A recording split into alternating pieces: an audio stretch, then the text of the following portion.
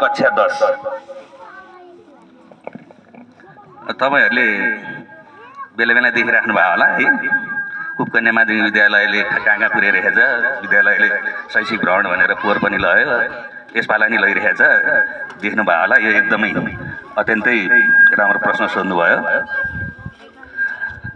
अब हाम्रो वडा नम्बर 7 मा चाहिँ अहिलेसम्म हामीले कहीँ पनि लगेको छैनौँ। यहाँ मनिका तामाङ बहिनीले कुरा उठाइ नै हाल्नुभयो।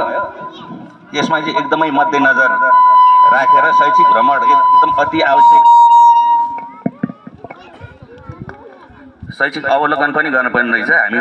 हामीले वडाबाट पोहोर हामी पालिका अवलोकन गर्न भनेर चाहिँ हामी 5 पोखरी पुगेको थियौँ। धेरै कुरा सिकेर आयौँ हामीले त्यहाँ गएर, त्यहाँको वस्तु स्थितिहरू हेऱ्यौँ, सबै हेऱ्यौँ। तपाईहरु नि जानुहुन्छ भनेदेखि यो शिक्षाबाट जानुहुन्छ भनेदेखि त्यो 5 पोखरी थाम्पल भ्याली भन्ने एउटा विद्यालय रहेछ।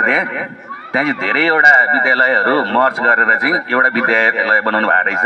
तर मर्ज गर्न चाहिँ उहाँको त्यहाँका हेड सरले मलाई भन्नुभयो धेरै समस्या आएर त्यो मर्ज गर्न, समायोजन गर्न।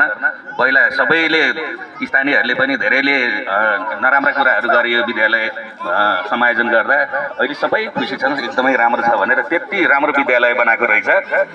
र अब शैक्षिक भ्रमणको लागि चाहिँ अब म वडाकै तर्फबाट तपाईहरुलाई मैले सकेको कति हुन्छ अब आउने बजेट है, अहिले त मसित बजेट छैन, यो सरस्वती मावि शैक्षिक भ्रमण भनेर मैले सकेको रकम चाहिँ म तपाईहरुलाई छुट्याइदिन्छु है।